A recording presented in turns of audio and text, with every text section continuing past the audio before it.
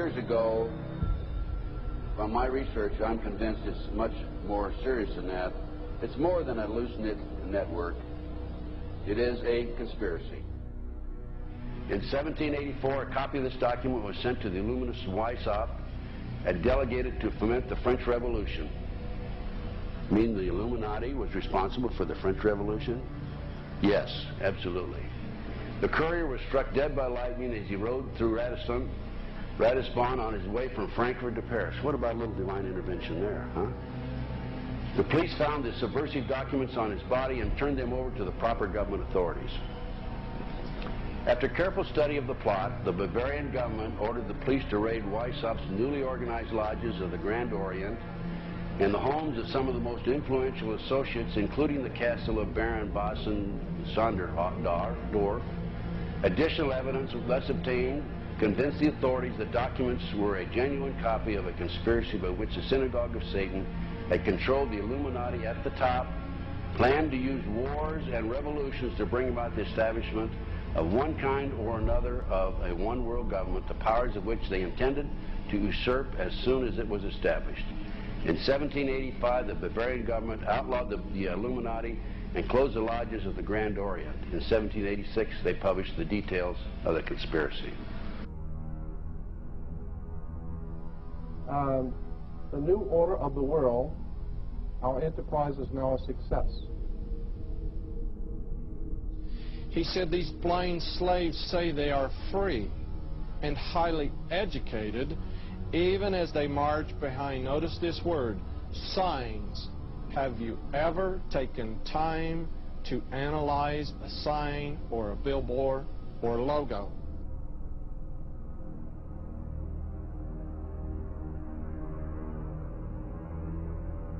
We'll start up here. In 1784, an act of God placed the Bavarian government in possession of evidence which proved the existence of the continuing Luciferian conspiracy. This explains the previous 9 pages, goes into it in detail. We don't have time to do it completely. Conspiracy. Adam Weishaupt, a Jesuit-trained professor of canon law, defected from Christianity and embraced the Luciferian ideology while teaching at Ingolstadt University. In 1770, the money lenders who had recently organized the House of Rothschild retained him to revise and modernize the age-old protocols designed to give the Synagogue of Satan ultimate world domination so they can impose the Luciferian ideology upon what remains of the human race after the final social cataclysm by use of satanic despotism. Weishaupt completed his task on May the 1st, 1776. It's a communist holiday, isn't it? May 1, 1776. The plan required the destruction of all existing governments and religions. In 1776, Weishaupt organized the Illuminati to put the plot into execution. The word Illuminati is derived from Lucifer and means holders of the light.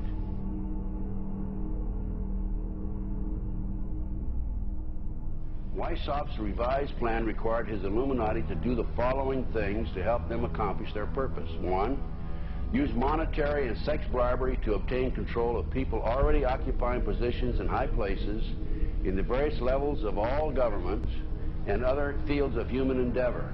Once an influential person had fallen for the lies, deceits, and temptations of the Illuminati, they were to be held in bondage by application of political and other forms of blackmail and threats of financial ruin, public exposure, and physical harm, and even death to themselves and their loved ones.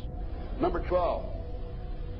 Told those present that they must use their wealth to have candidates chosen to public office who would be obedient to their demands and would be used as pawns in the game by the men behind the scenes. The advisors will have been bred, reared, and trained from childhood to rule the affairs of the world. Number 13, control the press. Number 16, infiltrate into the secret Freemasonry to be used for their purposes. That's been documented many times. Number 17, expound the value of systematic deception, use high-sounding slogans and phrases, and advocate lavish promises to the masses, even though they cannot be kept. I will not forget the wound to our country and those who inflicted it. I will not yield. I will not rest I will not relent in waging this struggle for freedom and security for the American people. So I don't know where he is, nor do, I just don't spend that much time on him. We will not tire, we will not falter, and we will not fail.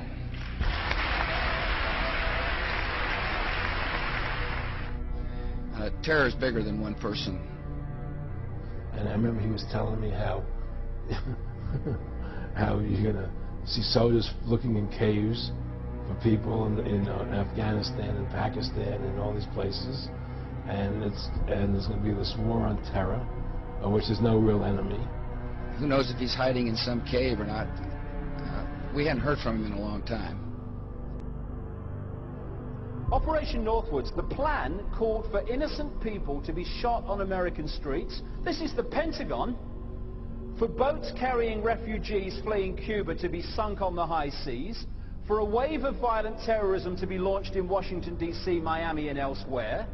People would be framed for bombings they did not commit. Planes would be hijacked using phony evidence, all of which would be blamed on Castro to justify an invasion of Cuba 40 years ago. An aircraft at Elgin Air Force Base would be painted and numbered as an exact duplicate for a civil registered aircraft belonging to a CIA proprietary organization in the Miami area. At a designate time, the duplicate would be substituted for the actual civil aircraft and would be loaded with selected passengers, all boarded under carefully prepared aliases. The actual registered aircraft would be converted into a drone, remote controlled plane, their word for it. Takeoff times of the drone aircraft and the actual aircraft would be scheduled to allow a rendezvous south of Florida. I mean, he's been tested unlike any other president. This 9/11.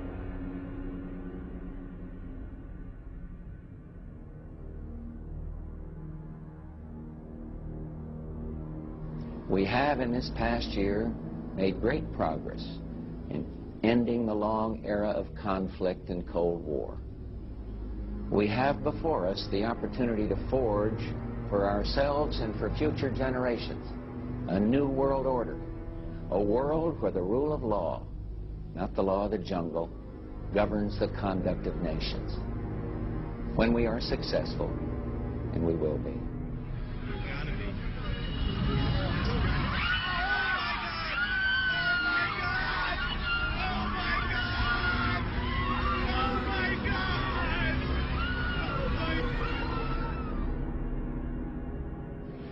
He argued that the use of any and all means to reach their final goal was justified on the grounds that the ruler who governed by the moral code was not a skilled politician because he left himself vulnerable and is in unsuitable position to his throne. He said, those who wish to rule must have recourse to cunning and to make-believe because great national qualities like frankness and honesty are vices in politics. Fellow citizens, will meet violence with patient justice, assured of the rightness of our cause, and confident of the victories to come. In all that lies before us, may God grant us wisdom, and may He watch over the United States of America.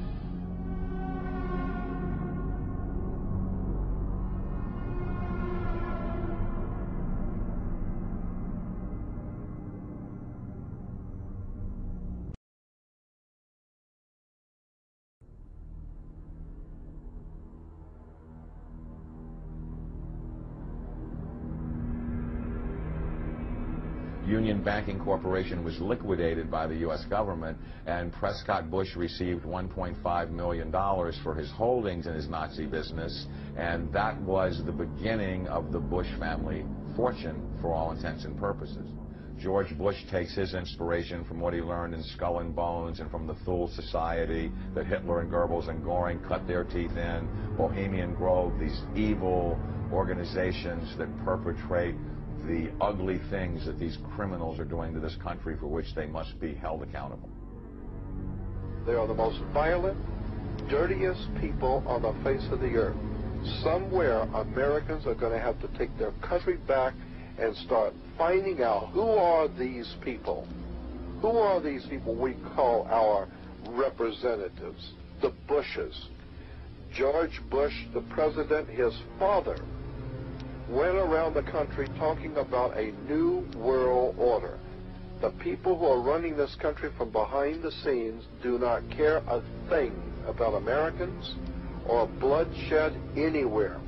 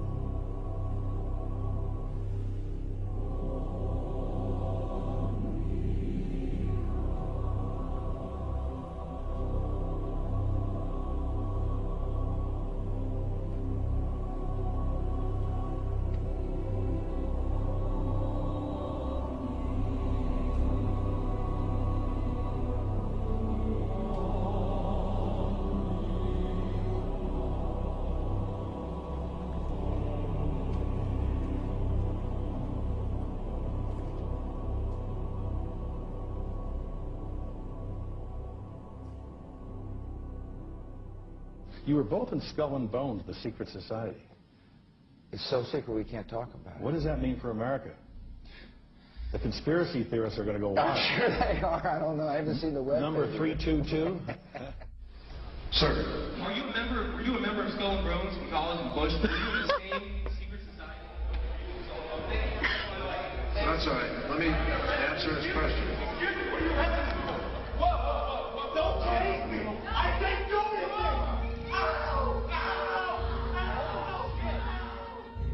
And what you're looking at here, staggeringly, is a group of people, some of the most famous people in America, in long gowns.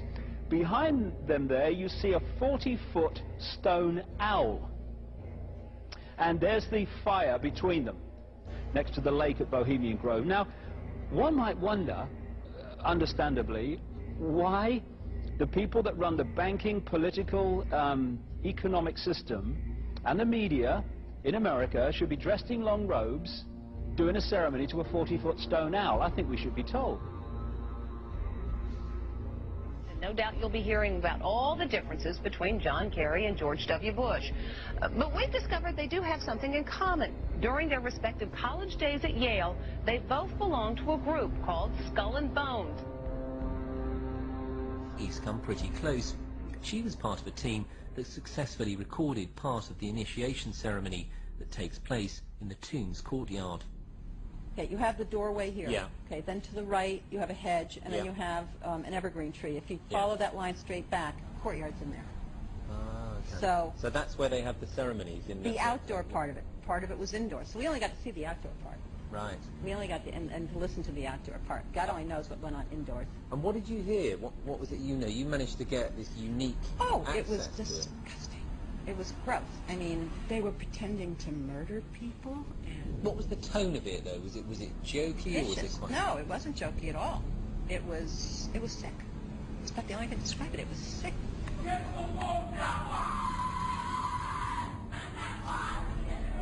What you're hearing is the first recording ever made of the Skull and Bones initiation ceremony.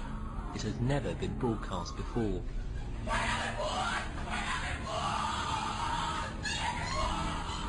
15 new members of the club are being introduced into the macabre rituals of Skull and Bones by the senior students who are about to graduate.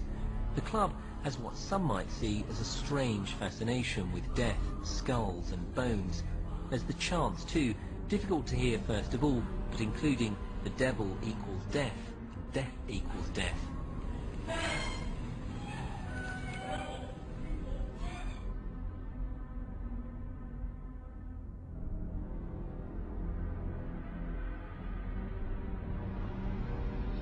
when you get into a secret society of spirit worshippers, then, and especially when you're invited there by the direction of the higher-ups in the spirit world, you never get out of there alive.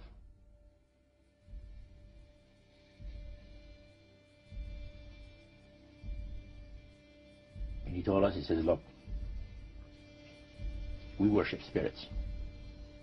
We worship Lucifer and all his angels. They're just as beautiful as they did before they were cast out of heaven. He says there was a misunderstanding in the whole thing. He says among the inhabitants of the galaxies. And he says our master was misunderstood. And they always praise the great master, Satan, as a super intelligent being that he is, beautiful to behold. And if he ever appears to you, you won't be able to look upon him because he'll be too bright.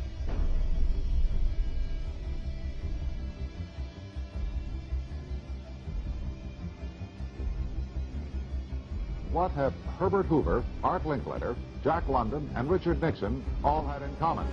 Well, they've all been members of the exclusive all-male Bohemian Club in California, where every year at this time, the elite from around the country get together for 2.5 weeks of fun and games. Among its members are businessmen like Leonard Firestone and Edgar Kaiser, and political figures like Gerald Ford, Henry Kissinger, William French Smith, and George Shultz. President Reagan, Vice President Bush, and Defense Secretary Weinberger are members of other camps. Richard Nixon is a Bohemian, and so are high-ranking executives of such companies as Eastern Airlines, Standard Oil of Indiana, and Bank of America. Privacy is one of the Grove's most cherished virtues. Members may not photograph, record, speak, or write about activities at the retreat. While many public officials are Grove members, the press is a distinctly unwelcome guest. We're from ABC News. Well, get back there. Get back there. Can we talk to somebody in the... Get back there. You see, for over 120-plus years in Northern California, in Sonoma County, on a 2,700-acre secluded redwood grove, leaders from around the world, prime ministers, chancellors, presidents, governors, again, the heads of industry, banking, academia, the media, Hollywood, travel there to engage in bizarre, ancient Canaanite, Luciferian, Babylon mystery religion ceremonies. We were inside 4 hours. That's only one day out of the 2 weeks that they meet there for the admitted Summer Fire Festival of the Bohemian Club.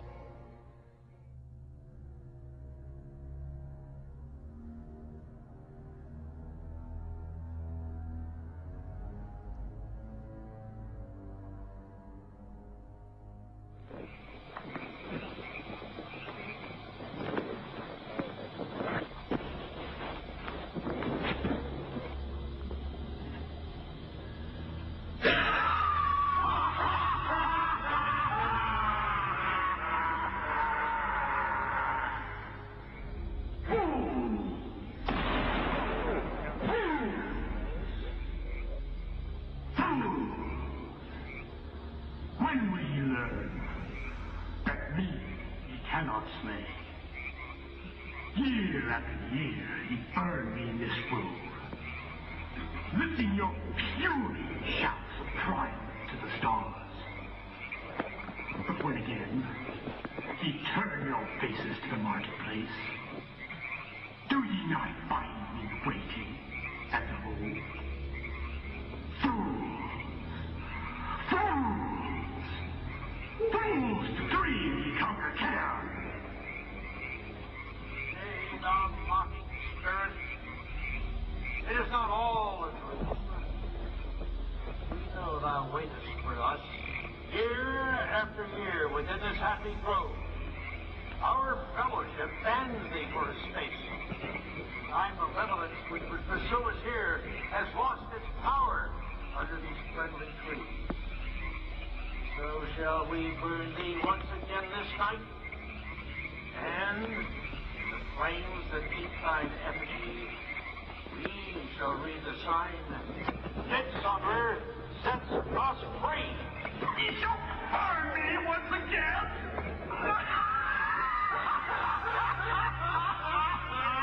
Now but these ways, which hither ye have brought from regions where I reign, ye fools and priests, on your fire. Hail fellowship's eternal flame. Once again, midsummer sets us free.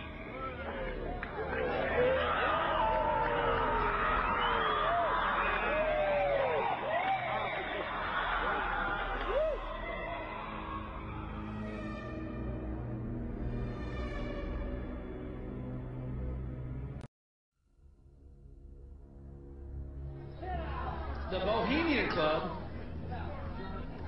as you say, the Bohemian Club, that's where all those rich Republicans go up and stand naked against redwood trees, right? I've never been to the Bohemian Club, but you ought to go. It'd be good for you. Get some fresh air.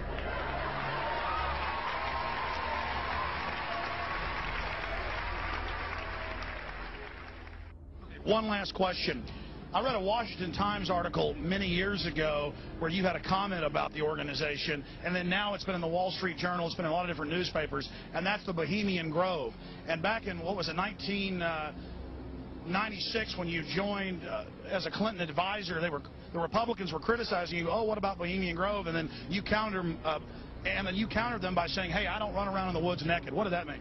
Here is the before-mentioned Washington Times article where he said, I didn't run around naked like they do. I don't know what quote you're referring to. I'm not aware of any quote like that. Listen, I am a happy member of the Bohemian Grove. I like the folks who come there, and it's really inappropriate for me to talk about the group beyond that. Thank you. Have you been there for the ceremony with the cremation of care? Frankly, I don't think that's something I need to talk to you about. Really? That's right. Well, I'm Alex Jones, and I snuck in there in 2000. I'm the guy that blew it wide open and got the video. It's been on national TV. Well, I disrespect you for that. You do? I do. But there's a lot of big public officials going in there. Don't we deserve to know? I don't know anything about you, and I don't know anything about your film. But if you go in there with an understanding, you violated that understanding by releasing that film, and I don't respect you for that. Really? But we have public officials. I'm sorry. You took an understanding when you went in there that you would not do that film. And did you have an understanding when you went in there? No. Did you crash it? Yes. Yeah, and it has no trespassing signs there too, doesn't it? No, they put them up after. Oh, I'm sorry. I'm sorry, sir. I've been there before. I know what the circumstances are, and I'm sorry you violated the understandings. That was not a gentlemanly thing to do. But what about the ritual? Is the ritual gentlemanly?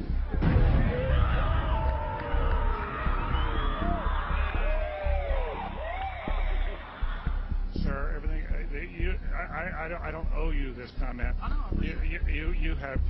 This is what's called ambush journalism, and I disrespect you for that as well. So thank you and goodbye. The ritual? That's none of your damn business.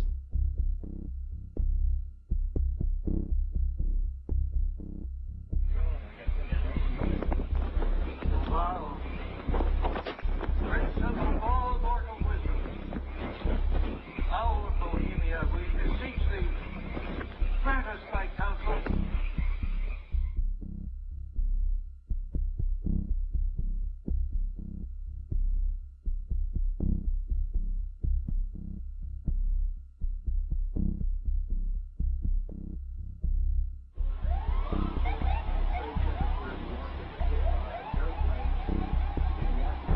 Oh my God! Oh my God! Oh my God! Oh my God! Oh my God! I told you!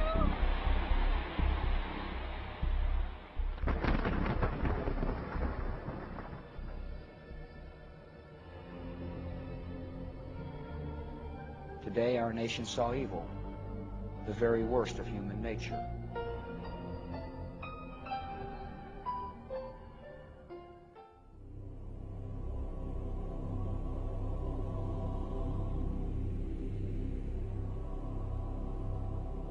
They had exactly the same agenda, and that was for bringing in this New World Order. I heard George Bush talking at that time. He was talking to Bill Clinton, and I've just photographically recorded it and wrote it verbatim in our book. That when the American people became disillusioned with Republicans leading them into the New World Order, that Bill Clinton, as a Democrat, was going to be put into the office of president. This was decided in 1984. Actually, I'd heard about it even prior to that. But that, as of 1984, they were already discussing it as an absolute fact. the CIA is carrying out mind control on countless numbers of unwitting American victims. And he even went so far as to say the basic methods that they use in this mind control: hypnosis, drugs, and torture. Three parts policy that they had adopted there. The second one was to find a way of being able to get total control of people's minds. And that would be done by taking hypnotism out of the realm of the occult and introduce it as a new science for the benefit of mankind.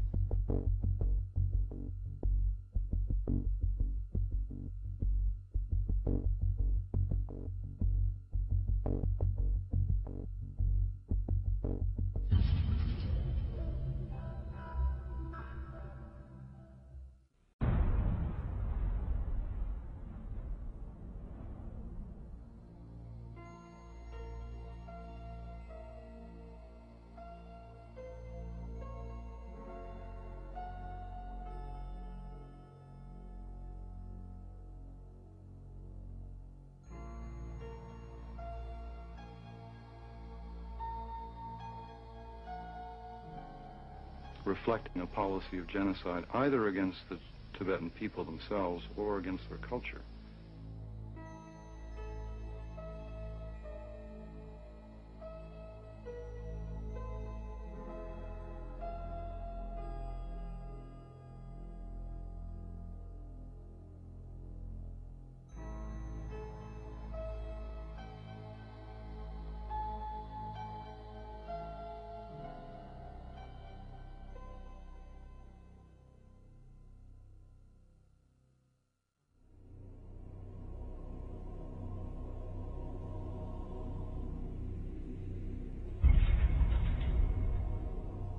Once I realized I had met an honest, genuine, high-level Freemason who told me there were 13 levels of Freemason above the 33rd degree, and that these people were God. There was no God, they were God. So I asked them about their plans to kill people, and they said, yes, there are too many people on the planet.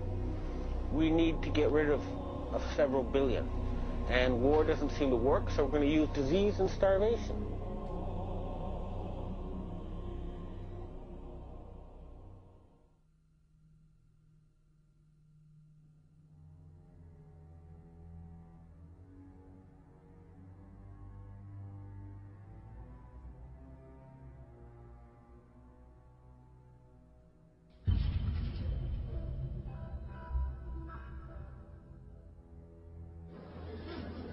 He knew what was happening, and he attempted to warn us when he left office. He told us, quite bluntly and in no uncertain terms, to beware of the military-industrial complex.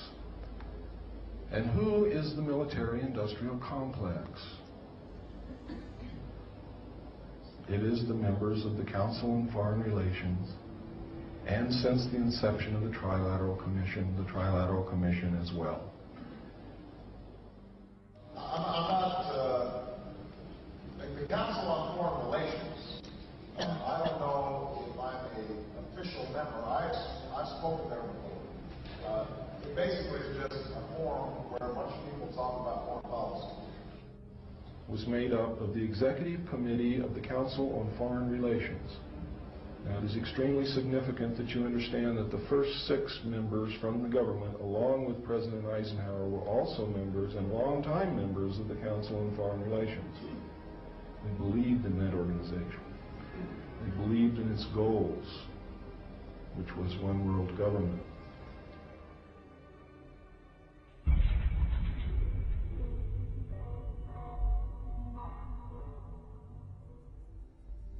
Number 15, create industrial depression and financial panic, unemployment, hunger, shortage of food. Use this to control the masses or the mobs, and use the mobs to wipe out all those who dare to stand in the way. Well, I'll tell you right now, every expert I've talked to is talking about food shortage. And it's coming, I'm convinced. What were they? Because I'd never seen anything like that. And his statement was that if he told me I would be one of few people in Madison, Georgia that knew about them. And he says they're disposable coffins. They were stacked, he told me, 15 high.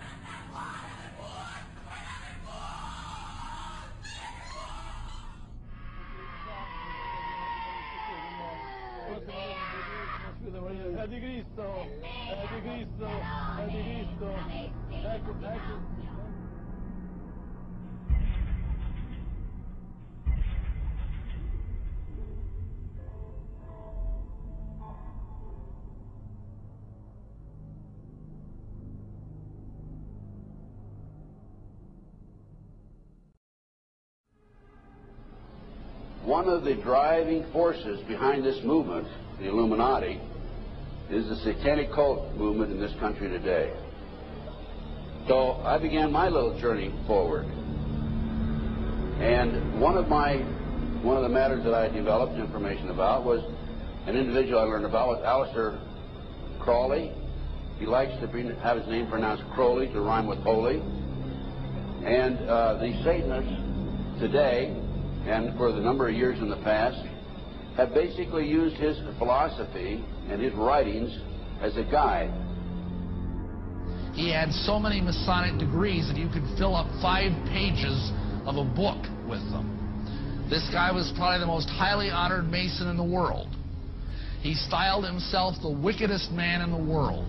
He believed himself to be the great beast, and he changed his name to Aleister Crowley, so it would add up in both English, Hebrew, and Greek Kabbalah as 666.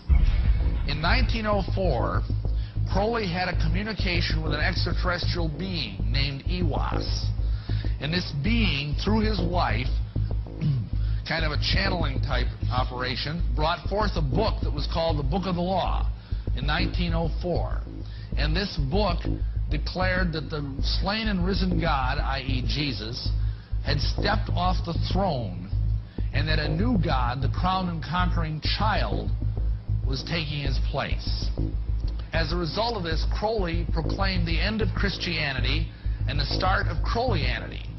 Crowley taught that the way you could live forever was by vampirizing little children sexually. And he personally bragged of having slaughtered 150 male children in 1 year. This is why he was called the wickedest man in the world. And now listen to this sentence, folks, closely. For the highest spiritual working, one must accordingly choose that victim which contains the greatest and purest force. A male child of perfect innocence and high intelligence is the most satisfactory and suitable system. We're talking about human sacrifices.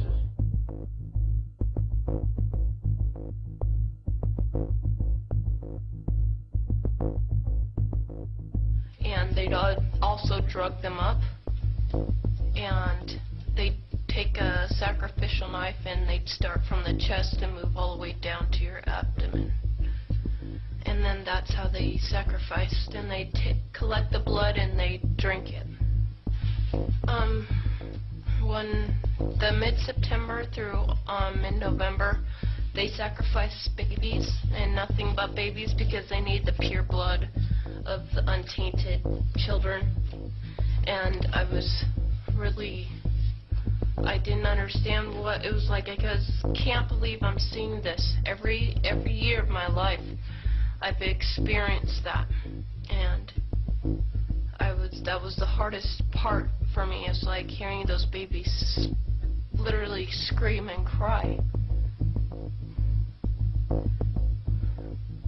and then seeing their blood flow.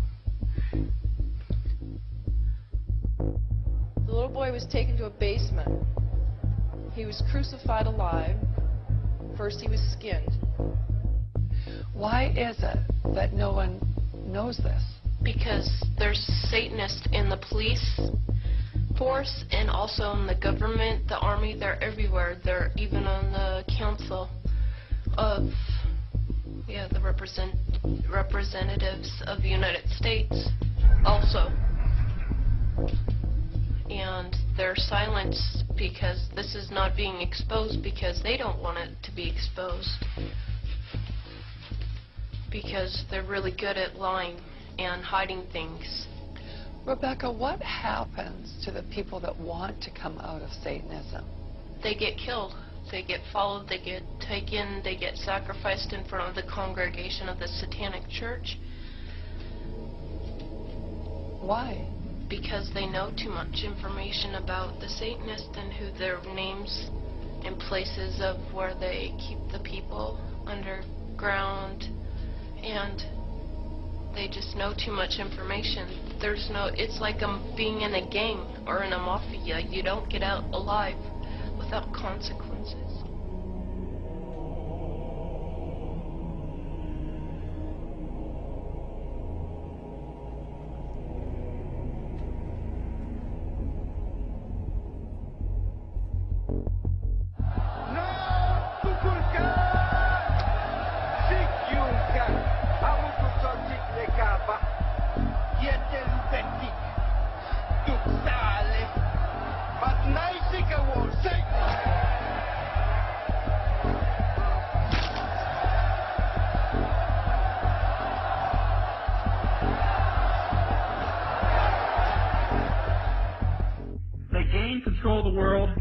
Bankrupting their own businesses. The Illuminati owns most, I would say 99 9/10 of the stores that you walk into and shop and the gas stations you go to. And they are going to destroy them on purpose. And the idea of taking over is to bankrupt the whole world where nothing is of any value and the currency does not exist anywhere, and then come back and solve all the problems.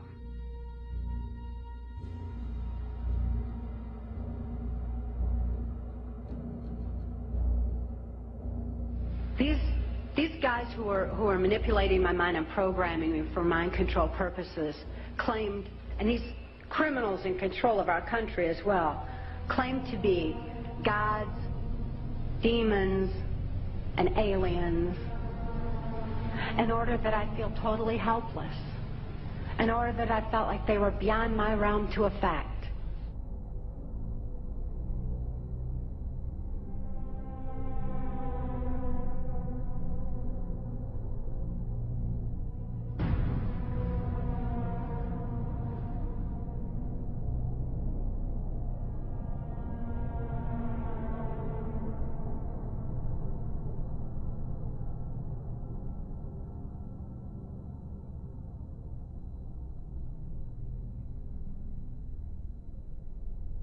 Why do they keep the aliens in a Faraday-shielded environment? Because they have a tendency to disappear right through walls. And if you can prevent the transmission of electromagnetic energy, you can stop them from doing it. Then, the medium said, we have a very special surprise tonight for you people.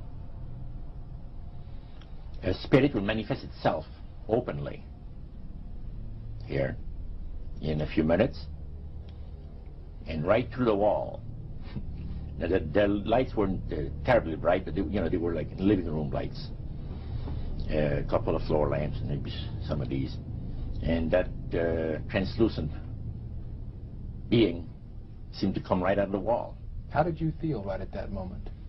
It's almost like my heart stopped a little bit. Very weird feeling. So it was a lady in a beautiful evening gown, swirling. And she said to Mary, my dear sister, you are so wonderful to have asked for me.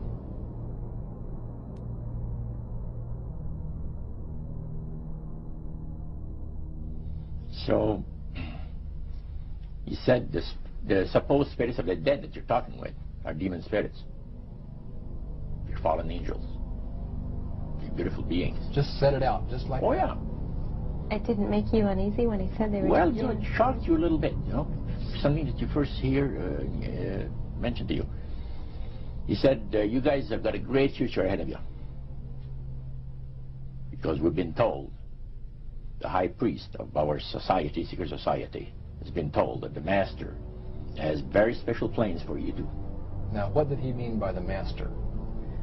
Satan. She said that she was made successful in her singing career by a dear friend of hers that was the same age as she, and died when she was 18 years of age.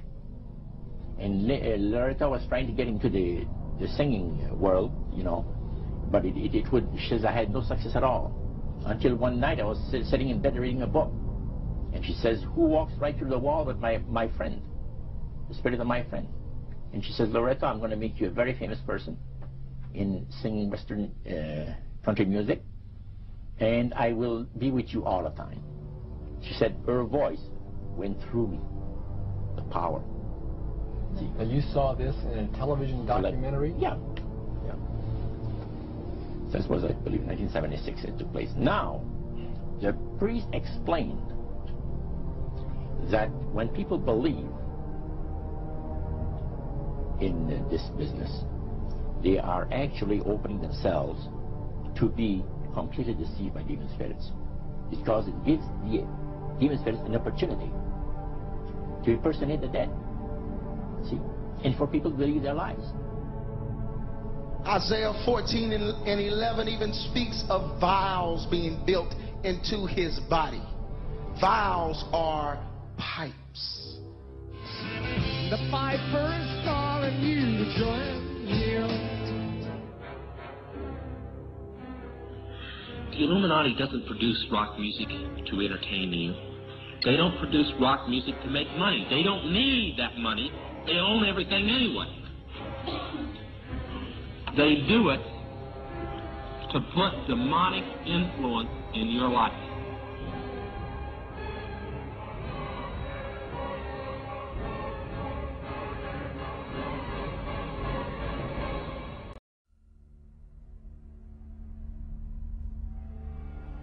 Prominent men, meeting in secret, who directed the course of civilization, are recorded in the writings of all people.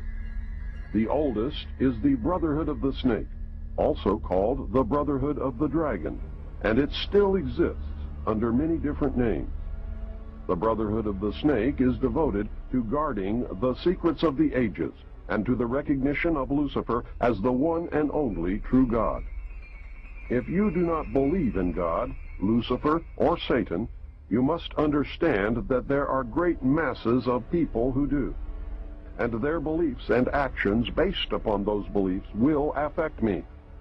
The important fact to remember is that the leaders of both the right and the left are a small, hardcore of men who have been and still are Illuminists or members of the Brotherhood.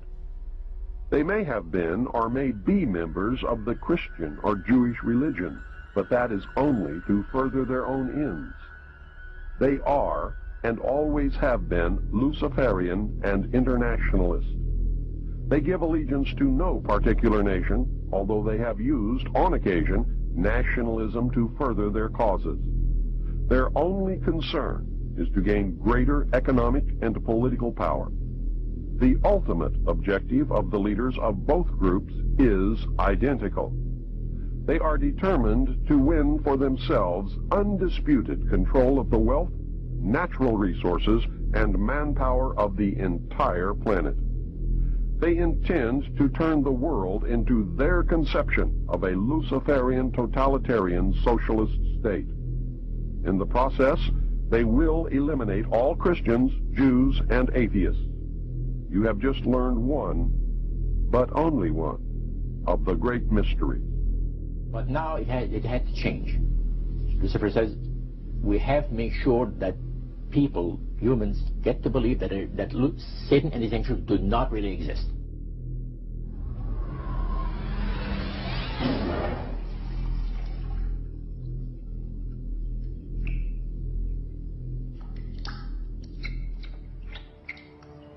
That's what they're trying to do. They're trying to disconnect us from multidimensional infinity so that we don't see the world from that perspective, and therefore see through the illusion and see through the nonsense and see through the lies.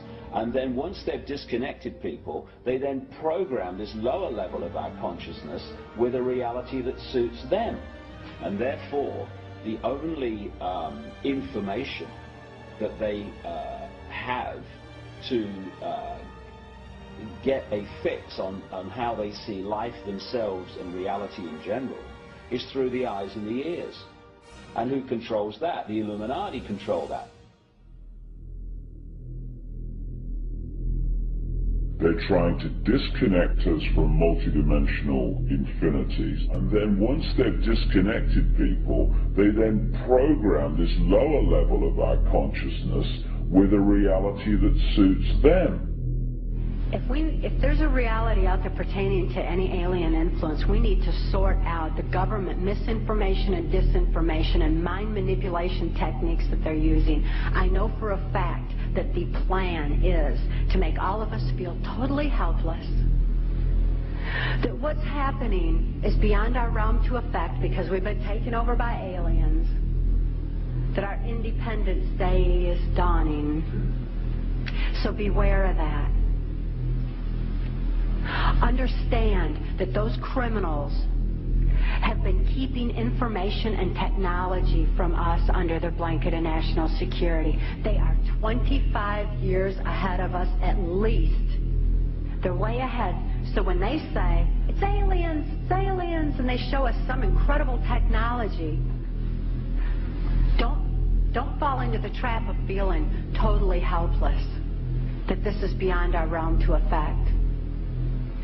Superstition begins where knowledge leaves off.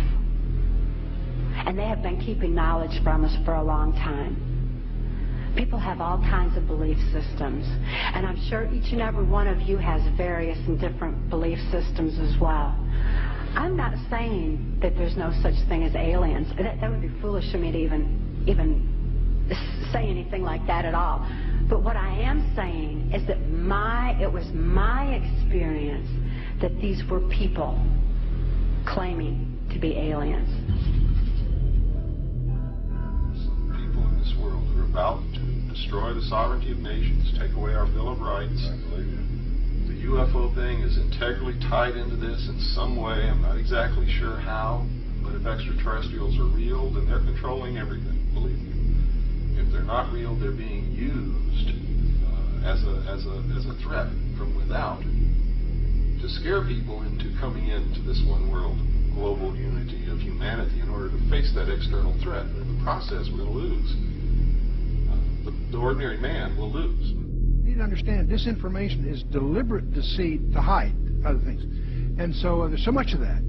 And some of it is surprisingly well-sponsored disinformation. I'm going to sum up this talk and mention an overview of the alien agenda. The alien agenda is really decimate the planet, to take the remaining human subjects as slaves, and the aliens would use this planet for their own means. My question I'd like to ask is this. If the aliens have a 1,200 IQ, can speak all these languages, and are so powerful, what prevents them from just taking over? Well, it's a good question. We're an alien species to them, and our germs have a tendency to kill them. They're also a dying race, and they're in far worse condition than anybody with the worst case of terminal cancer. They are in need of us to some degree. And some of it is surprisingly well-sponsored disinformation. So I think my question is actually to Clifford Stone. You said that you had seen aliens on a craft that had crashed. I wondered if you could describe what they look like. I could, but it would probably take a whole lot of time. The reason I state that, when I got out in 1989, we had cataloged 57 different species. You have individuals that look very much like you and myself that could walk among us and you wouldn't even notice the difference.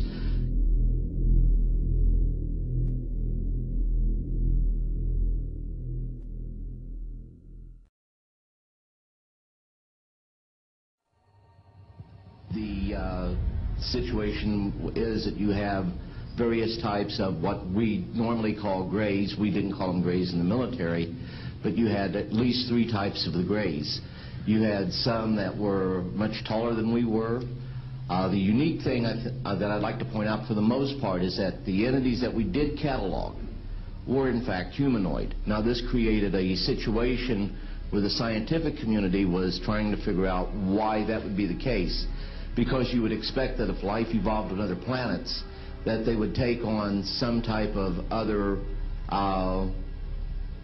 being, so to speak, not necessarily look humanoid or be bipedal such as we are.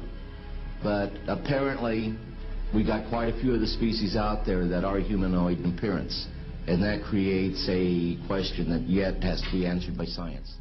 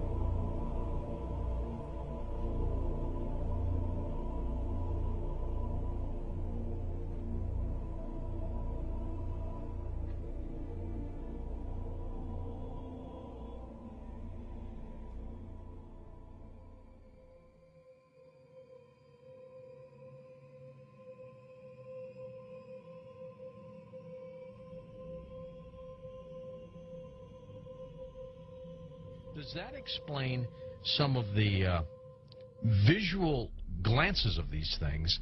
They seem to just simply disappear. They're gone. Exactly. I mean, they're appearing out of nowhere and then disappearing right in front of people. And that's why scientists who have no axes to grind, they just say that it doesn't make that much sense. And also, if they're just trying to observe us, to take account of what we're doing on Earth, I mean, after a while, after so many months or years or centuries, it kind of gets old. They either would take us over, or they've already discovered all the information they need to know about Earthlings, and so they're just going to take us over or make first contact and just sort of do what they need to do next. To endlessly observe us, it doesn't make any sense. It's something where, and also see if we have all these sightings, as you know much better than I do. Where are they landing? We don't see them getting out to get anything to drink or to eat. We don't see them. They've never tried to make contact with any large amount of people in a major city, and so this doesn't. And also all the endless medical procedures that the people who have claimed to have been abducted. Why the endless medical procedures? I mean, if we're talking about such an advanced race of alien beings, they don't need to do that over and over and over again. Interesting perspective. Let's talk about some of the facts out there of evidence that may support your conclusion that the UFOs are spiritual phenomena, not physical, like so many other people also believe. What can we pinpoint again? Well, again, it's something where you cannot have a material or a physical being penetrating the ground, penetrating the water, appearing in front of people, then disappearing instantly, and then also changing colors, sometimes only when they're accelerating, with every color in the spectrum has been recorded. Many UFOs coming and making one UFO breaking apart and then going into multiple UFOs. It doesn't make sense. And then not only just that, but to get into the fact of how far they're traveling and the speed that they would have to travel, and just the other problems with cosmic dust and traveling at the speed of light, and then running into those bits of cosmic dust, the explosions that would be created, the amount of energy that would be consumed in traveling from these distances. Just all those kinds of things really scream out that you're dealing with a spiritual phenomenon, not a material or physical phenomenon. There does seem to be a deception here, because I've always wondered, you know, my gosh, if they're that benevolent, if they're that understanding of humankind, make yourself available. And that's why you know, some of these other scientists have said that they seem to be trying to set people up to deceive them as if they are aliens, but the facts just say that they can't be that there's something else. It doesn't make any sense, and there's something else, a psychological deception that's going on here. And many of these scientists say, I don't know what it is, but we've concluded that it's got to be that. It's got to be something bigger is going on here than just them trying to show people that, yes, you know, here's a UFO that you're seeing now, we are aliens, that there's got to be something else going on here, on top of the fact that the characteristics of them show that they just cannot be some material or physical craft. Do you think humans are involved in the deception? I'm losing my voice here. I gotta pop it back.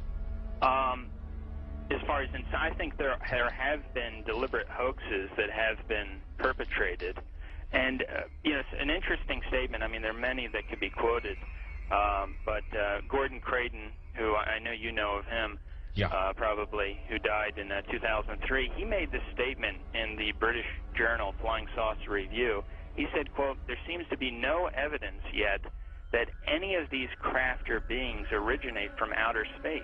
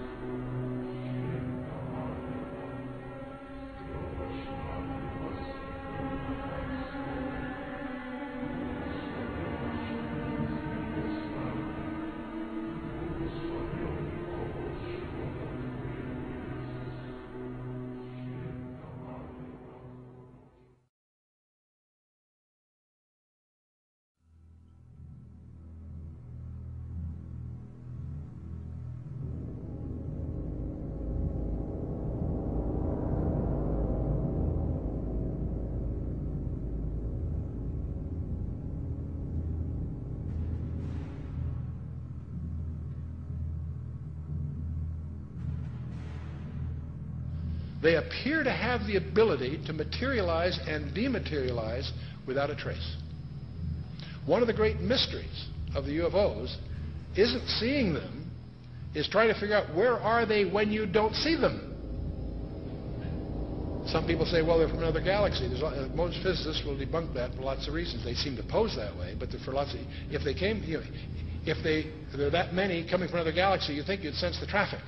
We'll come to that with some more reasonable explanations, and you're going to discover the two top researchers in the last century, really, is Jacques Vallée, France, and J. Allen Hynek, the American. Now, J. Allen Hynek was head of astronomy at Cornell, and he set out to debunk this nonsense about UFOs, and he became one of the most ardent, competent, balanced researchers in the trade. J. Allen Hynek, he died a few years ago.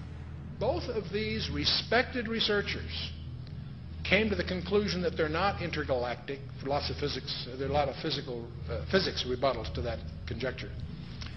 They both argued that these things are demonic. Their term. They've written many, many books. You can check them out. These are not religious people. They're not people with any kind of personal agenda.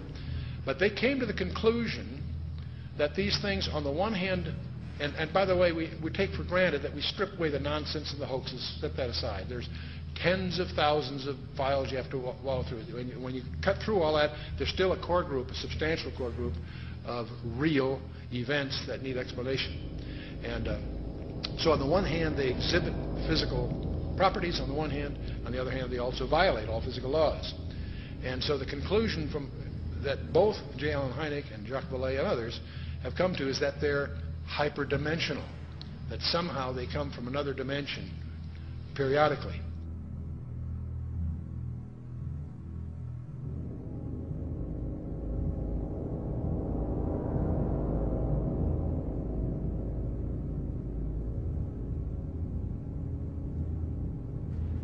But both of them came to the conclusion that these creatures are hyperdimensional. They're not from some other galaxy. They also both concluded they're hostile because they pretend to be something they're not.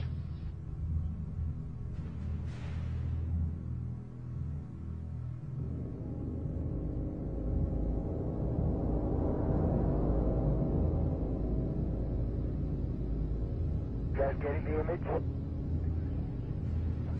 Franklin, we see a long line, a couple of star-like things, and a lot of things swimming in the foreground. Can you describe what you're seeing?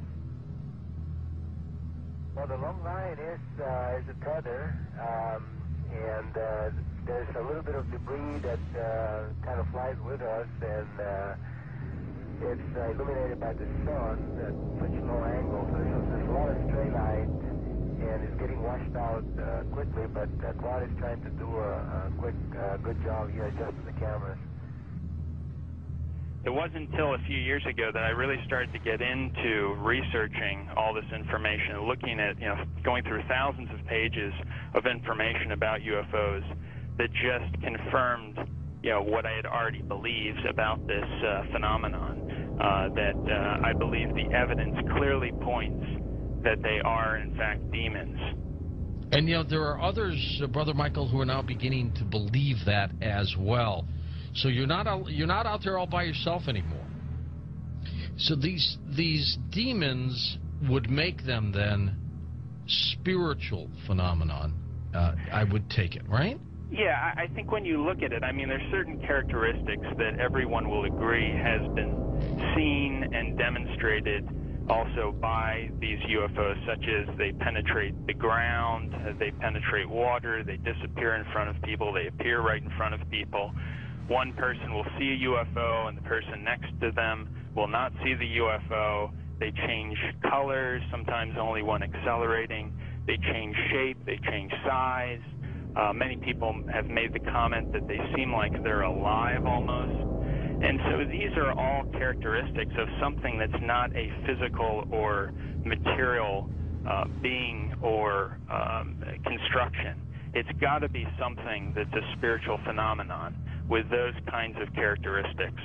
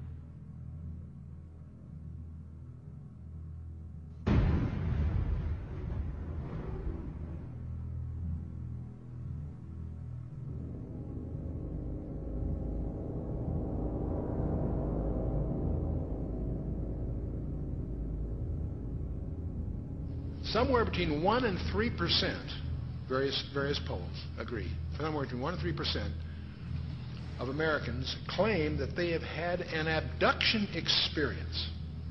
That's over 5 million people, or in that neighborhood.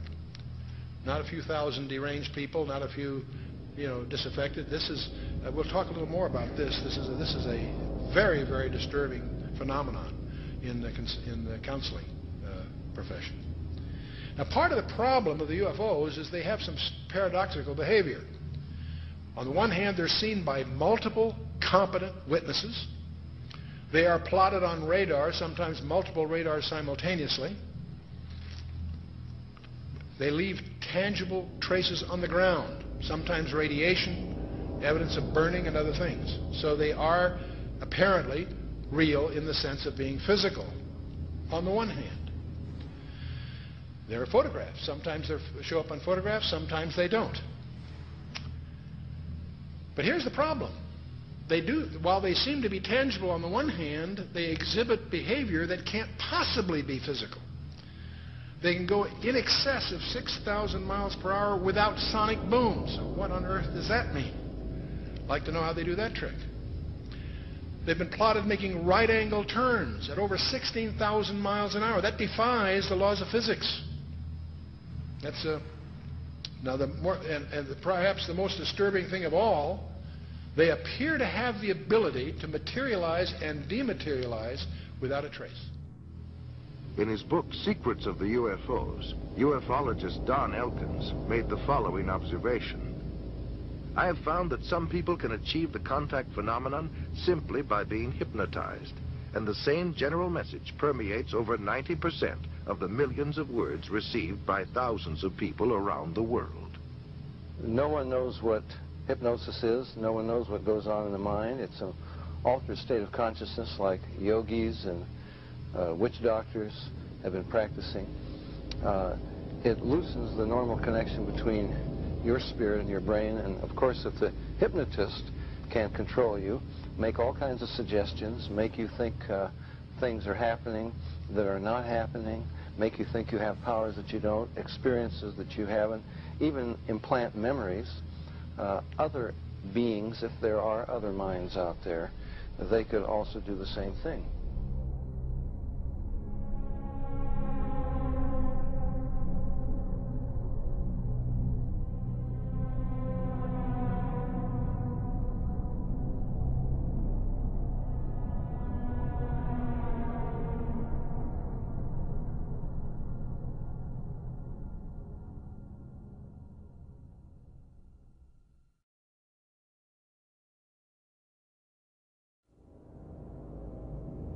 Interesting is that there was a huge satanic ritual that was performed on the very spot where Area 51 happened by this Jack Parsons, and in which they had this magical ceremony called Babylon Working, and it was designed by Aleister Crowley, who is a Satanist who called himself the B666. Yes. And the purpose of this series of magical ceremonies, which was performed on the spot of Area 51, where it's now located, was to unseal an interdimensional gateway, they said. And so this, they hoped, would allow other entities known as the, quote, old ones, access to our space-time continuum. And this witness said that he saw Jack Parsons rip a hole in space-time there, and he said that something evil flew in. And one other interesting point is that Aleister Crowley, who was a Satanist, who called himself the B666, as I just mentioned, he claimed to have contact with some kind of alien named Lamb.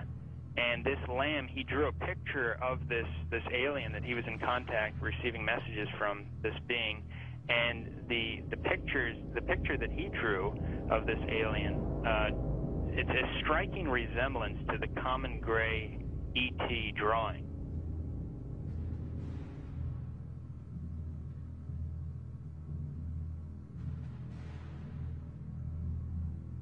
And obviously they have the secret base there where advanced aircraft is being tested. And so it's not one or the other, it's actually both. And what's interesting is this fellow Jack Parsons, who was the main person involved in the satanic ritual, he was involved in creating some of the most advanced technological stuff that we have right now in rocket propulsion systems. He was even involved with a lot of stuff that NASA does. They even named a crater on the moon. It's called the Parsons Crater. It was named after Jack Parsons.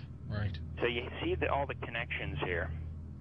You know, I've long believed that if there is satanic activity on this planet, and I believe there is, if they are in constant communication with these demons, or even if they conjure them up, Brother Michael, is it possible they do with their rituals and things like that?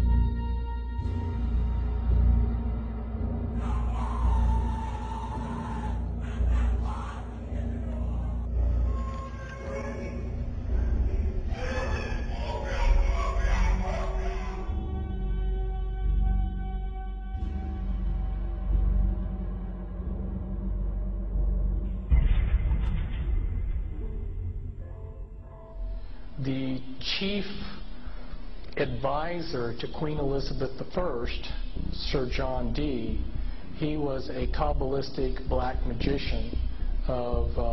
He had gone to the continent and learned from the top Jewish Kabbalists black magic, and he was the chief advisor in the British Empire. And he created Enochian magic and the Enochian language, which the Illuminati, which are hiding behind the Jehovah's Witness headquarters, they use Enochian rituals. Sir John Dee conjured up demons or angels, okay, with his black magic. The beings that he conjured up, there were pictures drawn of them, and they look identical to what we call gray aliens. Okay, I tell you something. And then I visit with debriefing people that came out of high levels of the Illuminati, and these different types of aliens are participating in Illuminati rituals.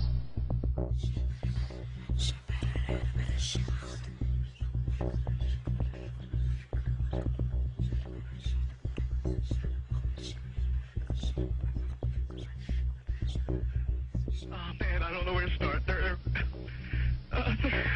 gonna they'll triangulate on this position really soon. You can't spend a lot of time on the phone, so give us something quick. Okay, okay, what we're thinking of as aliens are they're extra dimensional beings that an earlier precursor of the space program made contact with. They are not what they claim to be. They have infiltrated a lot of aspects of the military establishment, particularly the Area 51. The disasters that are coming,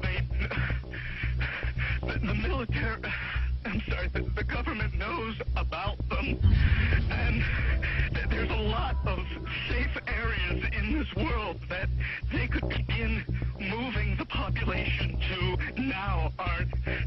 But they're not doing anything. They are not. They want the major population centers wiped out so that the few that are left will be more easily controllable. Discharge.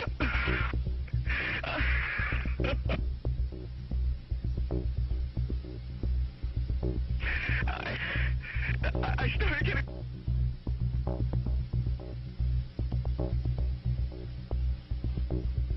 In some way, something knocked us off the air, and we're on a backup system now. It's the government, or... I don't know. It has to be something, though. Well, did you hear... Now, you tell me, because you were listening. That was awful strange. There was a really weird guy on the air when it went off? Yeah. Hello? You didn't disconnect me before, did you? Were you on earlier tonight? No, not, towards the end of the last hour, you said, east of the Rockies, you're on the air, and your voice was immediately replaced by the operator saying, your party has not connected. Oh, well, see, as you can now tell, I don't screen calls. So what happened, obviously, was that I answered the phone just at the very instant that you had been ringing, as long as they were going to let you ring. Yeah. And so that occurs, obviously. Sometimes I go to a line and it's dead and nobody's there, and that's what's happened. You know, we just were on the cusp there. Anyway, I'm glad you made it back through. Yeah, you got all my paranoia buttons running. I always get very nervous when I call you. I'm Brian. I hung up on you last week. Oh, I see. And I just figured, damn the torpedoes. I'll just do this and let the chips fall where they will. All right. Everybody, I am the Area 51 caller. That's my statement, and let you or whatever tear it apart. You claim you're the Area 51 caller? I am the man.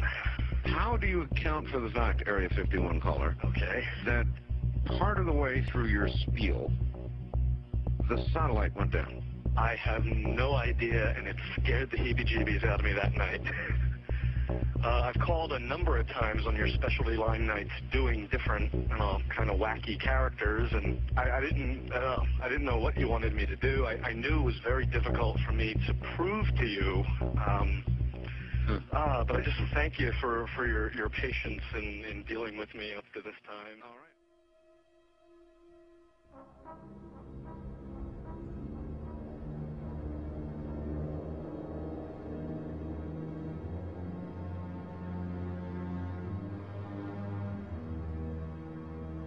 Perhaps we need some outside universal threat. I occasionally think how quickly our differences worldwide would vanish if we were facing an alien threat from outside this world. And yet, I ask you, is not an alien force already among us? What could be more alien to the universal aspirations of our peoples than war?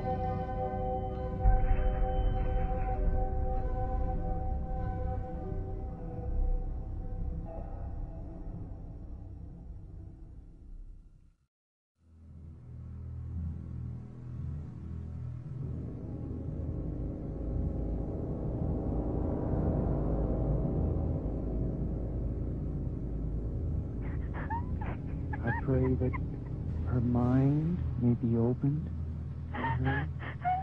We bind all the powers of darkness. Don't you worry. Who are you? Who are you? The Keeper? Rebecca? Rebecca, Keeper, get out of the way. I command you to stay out of the way. Rebecca? Yes? Say, I, Rebecca, I, Rebecca. want love. Stay out of the way, Keeper. Stay out of the way. I want love. I want out. I want out. Say, I put my trust I put my trust in God. in God. In God. Stay out of the way, Keeper. God. Libera, mamma mia, no, no, maligno, maligno, è Cristo più forte. Cazzo via, di la verità. Di la verità.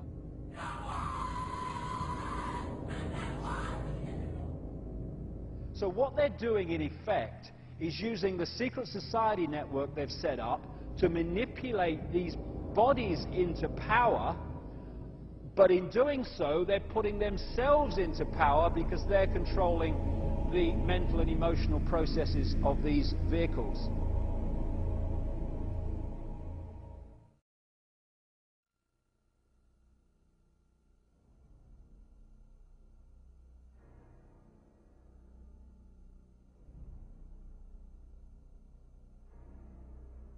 There are many different kinds of entities that do not have a human form, that operate just outside of human sight, and history has recorded them as demons and all this stuff.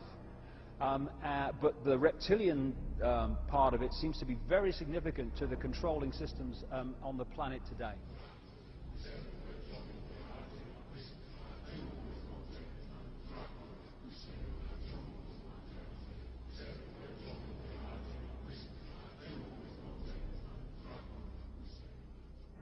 Today, there's a lot of genetic experiments and Nephilim being created that are hybrids, and this is a very important part of what the Illuminati is doing. And they have been intermarrying with what the public calls aliens.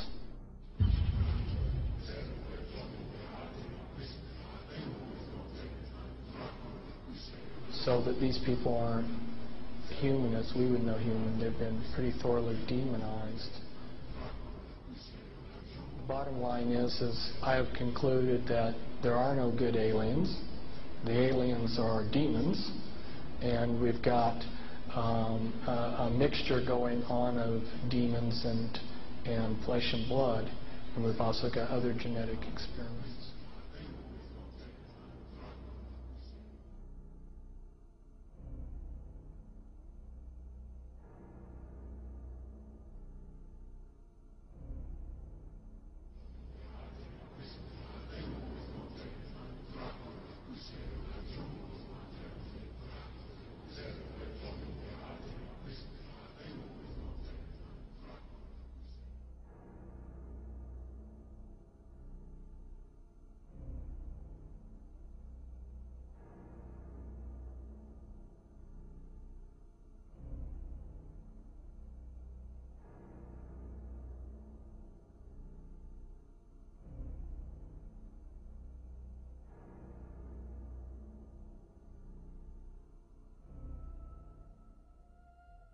They have a vibrational sympathy with that which interbred with them.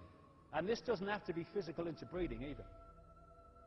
Remember, a demon, get the little spooky picture. There are a fallen angel, an unclean spirit. They can assume any form or go into anything. I have concluded that there are no good aliens. The aliens are demons.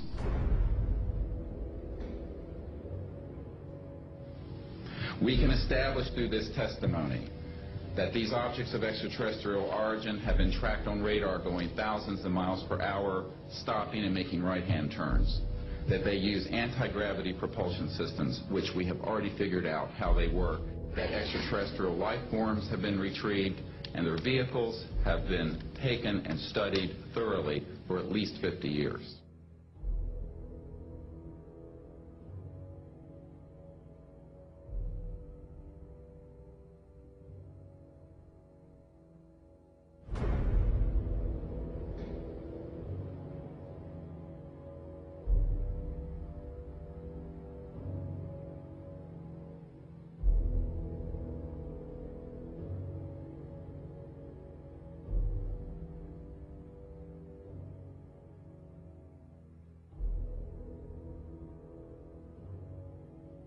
It's human nature to want to believe in some race of benevolent space brothers that will come and save us from ourselves.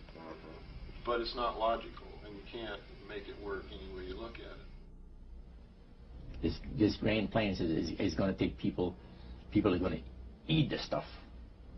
Because it says spirits, demon spirits, will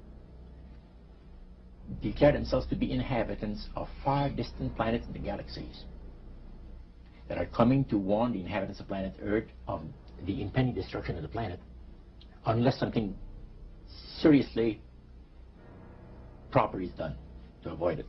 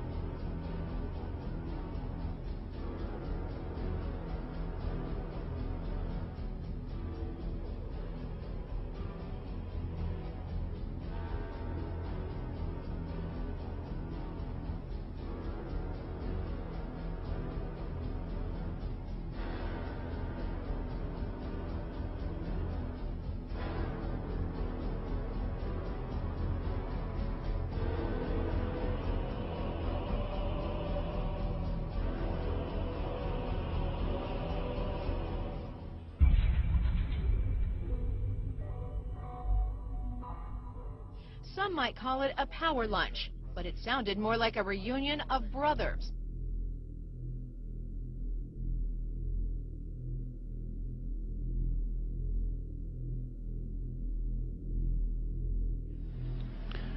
The Illuminati were to obtain control of the press and all other agencies which distribute information to the public. News and information was to be slanted so the Goyams would come to believe that a one world government is the only solution to our many and varied problems. Their plot, their plans, their conspiracy remains invisible. The whole agenda is to create a one world government where everybody has an RFID chip implanted in them. All money is to be in those chips, right? There'll be no more cash. And this is getting me straight from Rockefeller himself. This is what they want to accomplish.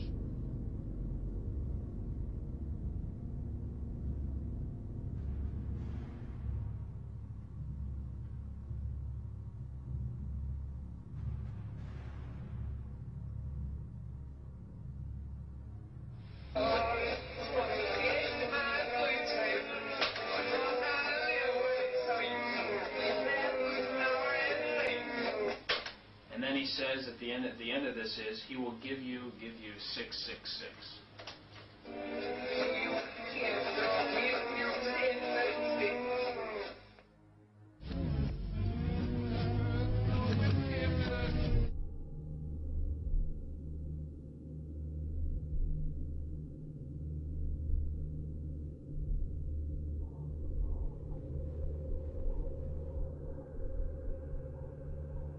Behind them is a cult of evil, which seeks to harm the innocent and thrives on human suffering.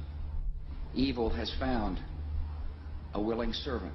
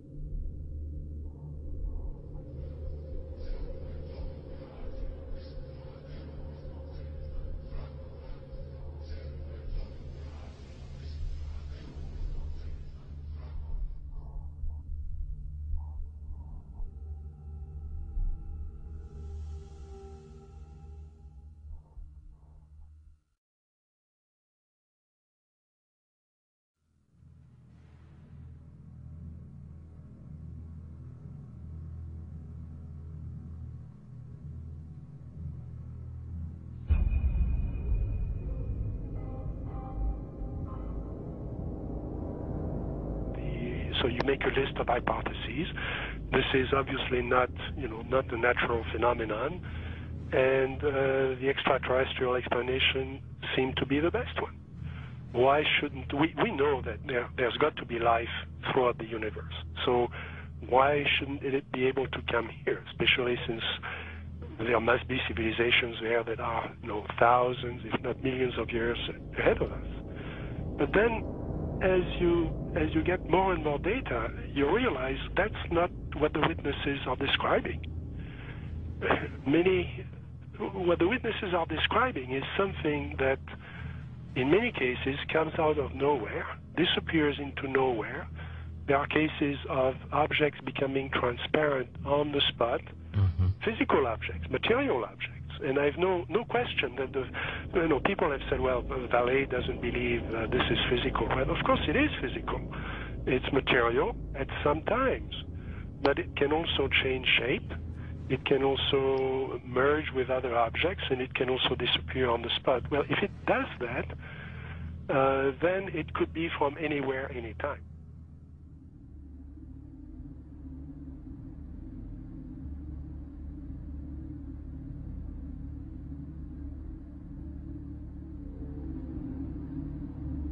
We always try to, to discredit the old legends, trying to say, no, these people were crazy, they thought everything was possible.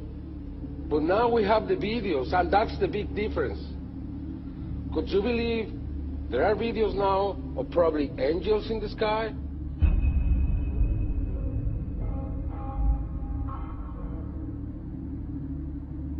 And then I started looking at some of the things that didn't fit.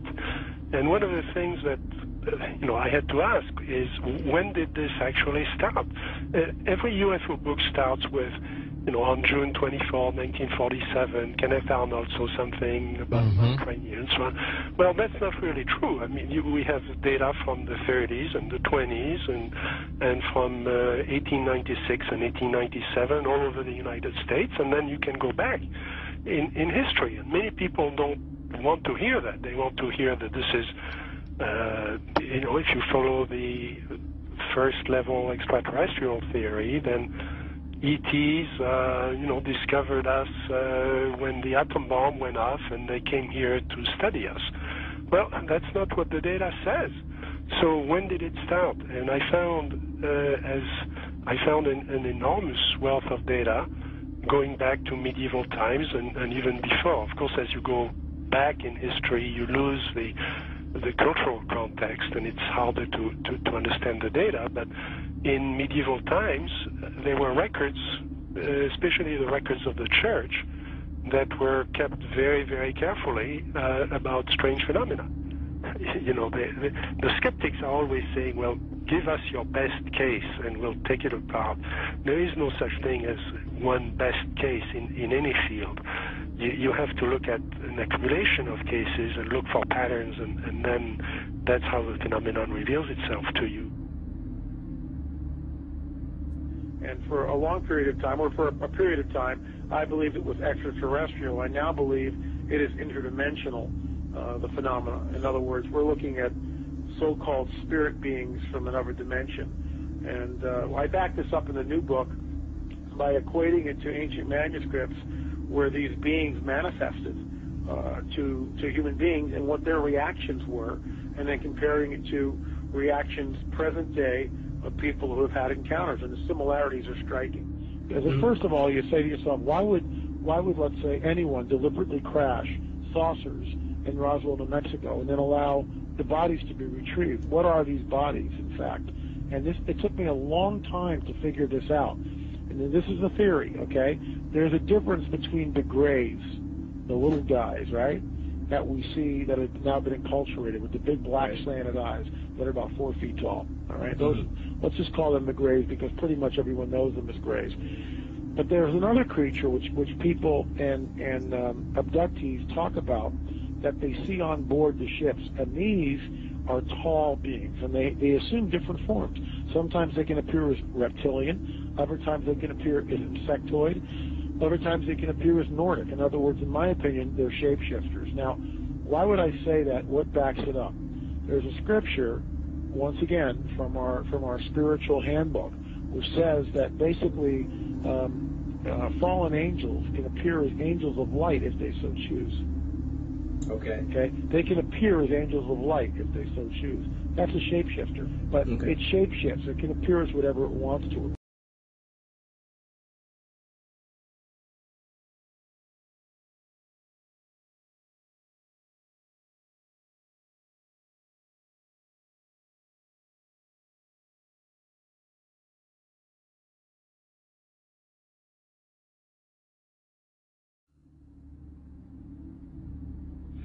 I believe that many of us were shown these documents over the years so that later we would talk about it. I mean, how can you keep the existence of extraterrestrials, if they were real, a secret? And how could anyone keep quiet knowing that they had seen documentation, official government documents labeled top secret, that expressed that these extraterrestrials were real and had visited this earth? I wanted to know just how true all of this was, and I began a program of research to find out if extraterrestrials were real. What I discovered was amazing. What I discovered, ladies and gentlemen, is that there has been a plan in existence to create an artificial extraterrestrial threat to this earth in order to create a one-world totalitarian socialist government. all the bombardment of the public with movies about flying saucers in the 50s, right after the United Nations Treaty was signed and the UN Participation Act was pushed through Congress, and all of the incidents since that have convinced the majority of the American people that flying saucers are real and extraterrestrials exist, and that flying saucers are from an extraterrestrial origin. This is being promulgated in many ways, by television commercials, in the movies, in the newspapers, by creating incidents either real or imagined.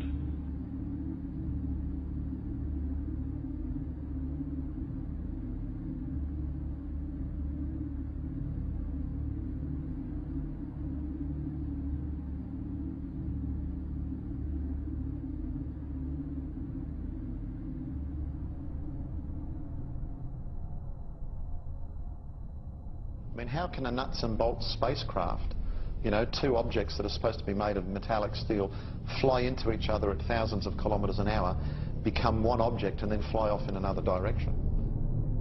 He says the UFOs do not seem to exist as tangible manufactured objects.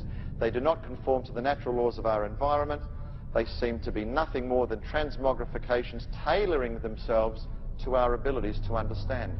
The thousands of contacts with the entities indicate that they are liars and put-on artists. The UFO manifestations seem to be, by and large, merely minor variations of the old-age demonological phenomenon.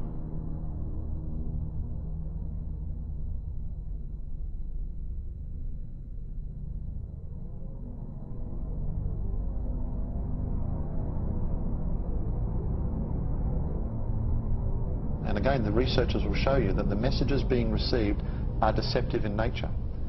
They will tell you things like, well, you know, we've come from Venus or Mars in the 60s. That was the messages. Well, we now know that's impossible.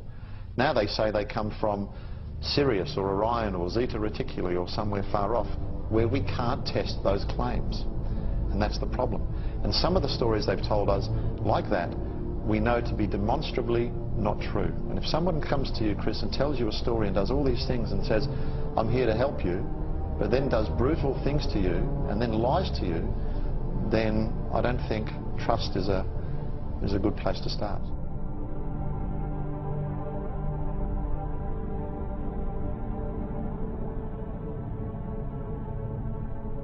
There is no evidence, I wish to emphasize, that these life forms from elsewhere are hostile towards us.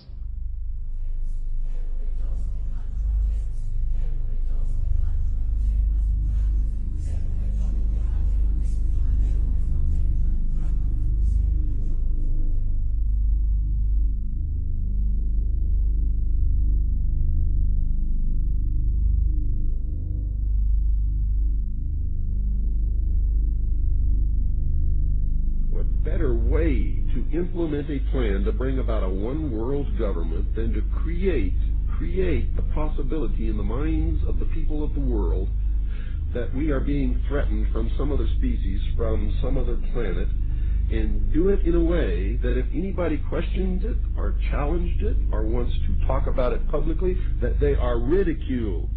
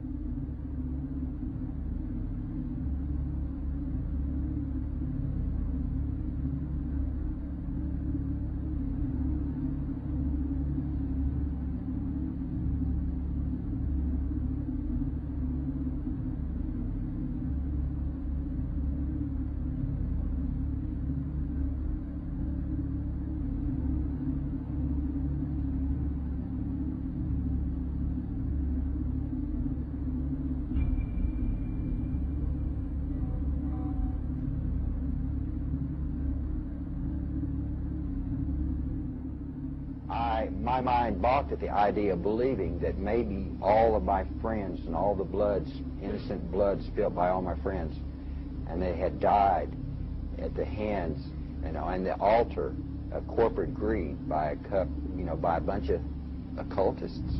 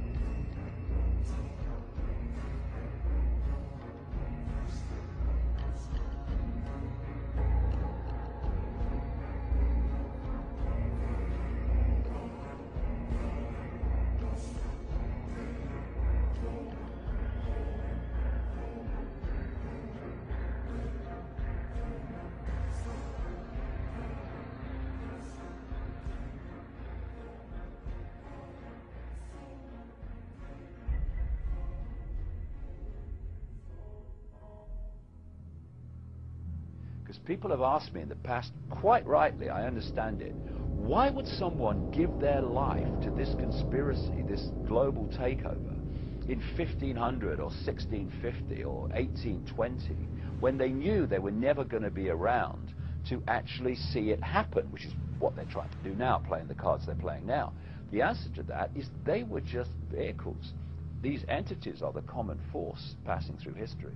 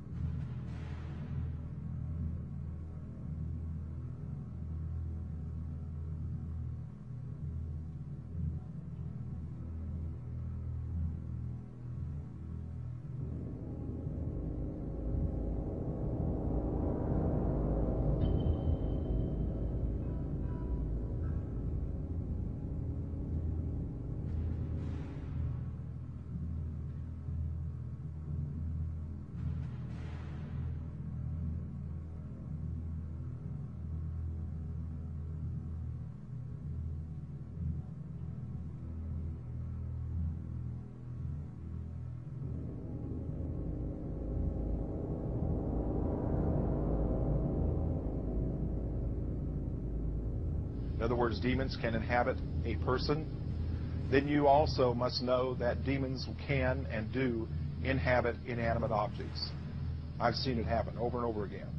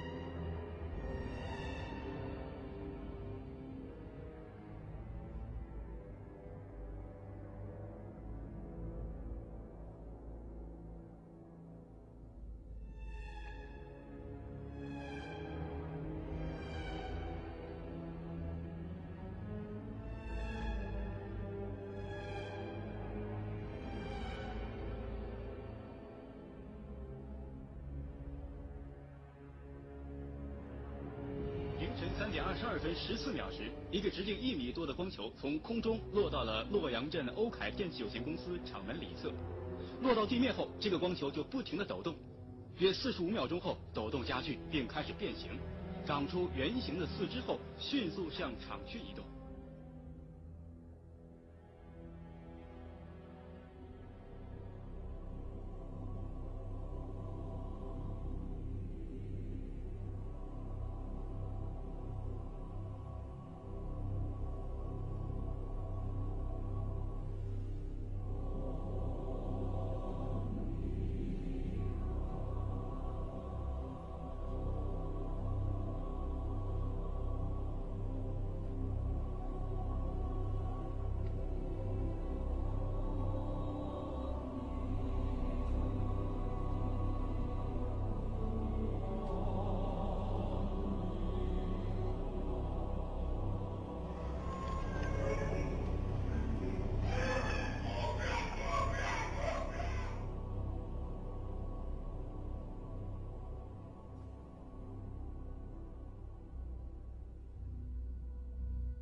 And said you're going to see guys going into caves looking for looking for people that they're never going to find. You know, he was laughing about the fact that you have this war on terror. There's no real enemy. He's talking about how by having this war on terror, you can never win it because so it's an eternal war, and so you can always keep taking people's liberties away. And I said, how are you going to convince people that this war is real? He said, but the media can convince everybody it's real. I mean, you know, it's just that you keep talking about things, you keep saying it over and over and over again, and eventually people believe it. Our war on terror begins with Al-Qaeda, but it does not end there. Multiple intelligence estimates have warned that Al-Qaeda is actively planning attacks on the United States homeland from its safe haven in Pakistan.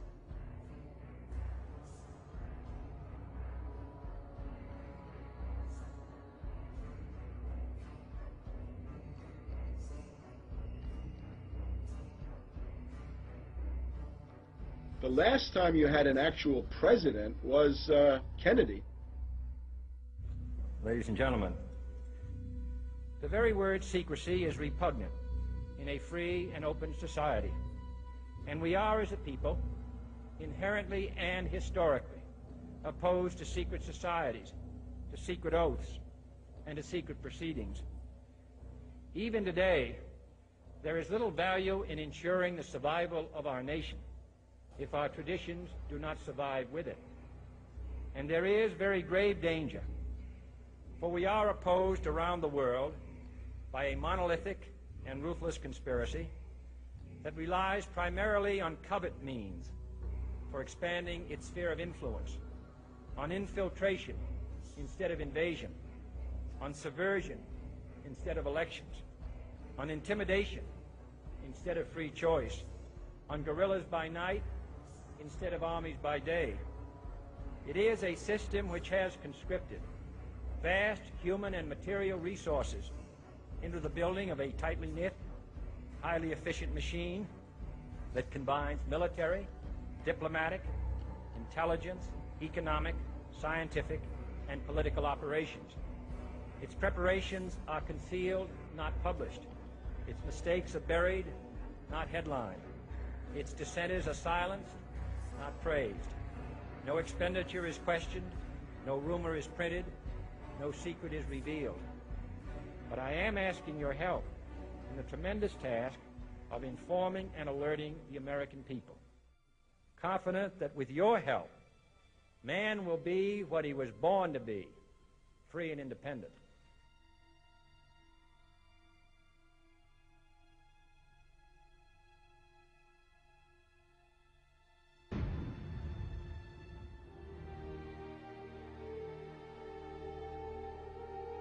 For I have complete confidence